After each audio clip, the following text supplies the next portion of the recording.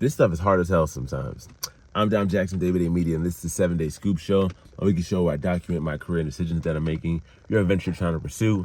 I use my story and my ventures to help motivate you. Newest set of thoughts from running the van, Car Keys Express, being in charge of a new team, and just going through that process of growth and seeing where your attention goes, everyone pays attention to, is something that I'm really seeing more of. We had a lot more times this week where the team is getting better, but not still at the level we need to hit the goal. And now it's like figuring out what things to fix next. One of the other things that's going on with that is that I haven't been as good myself sales-wise because I've been focusing so much on, trying to get everything as a whole to work better together. And, I think the biggest realization that came this week is that I kind of got some of my confidence back, which is great because I realized what some of my problem was. My biggest problem, and it's still the problem I'm still figuring out how to solve now, is that I'm not that good of a teacher yet. So I have to figure out what the person is doing wrong and then figure out how to tell them what they're doing wrong and then figure out how to do it enough times for them to get better at it. And it takes a lot of brain power to get that done without a system for it. Even when people that have taught me and like things I've learned, they're still like, it's one thing people telling you how to do stuff, but it's another thing being able to do it and do it effectively while also having all the other moving parts of what involves the business to pay attention to. So I had that insight of like, okay, if I figure out how to solve this, I'll be able to get to that. And I'm getting a lot better at like seeing what the little problems are to get to the bigger problems.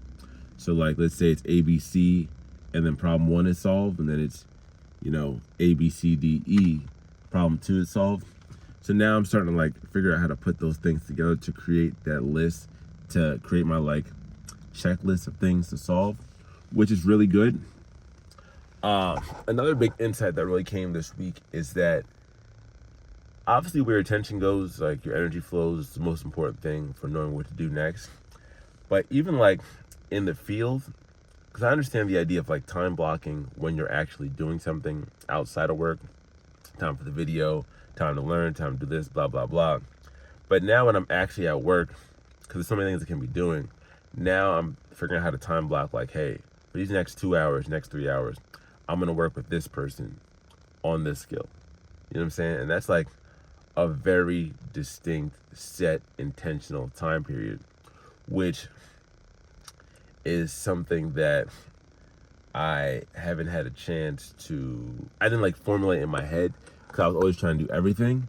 Obviously working on your business versus working in your business. But even working in your business, you can still be intentional, which has been really, really good insight. So like time blocking hours of like, hey, I'm not going to do anything else besides this for this time period is the best way for me to use my time and the best strategy. So I'm more strategic about everything that I do.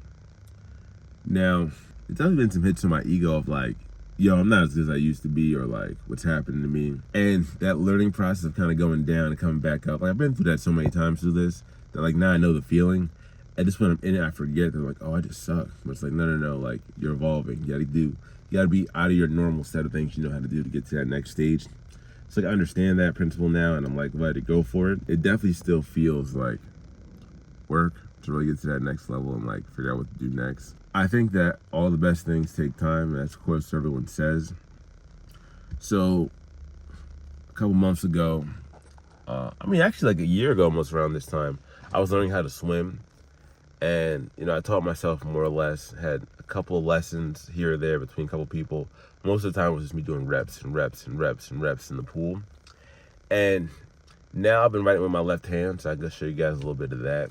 But just learning how to do it. I've been hanging out with some left-handed people, and I'm like, well, we write down a lot of things we do invoice-wise, sales-wise, so I'm handwriting things all the time.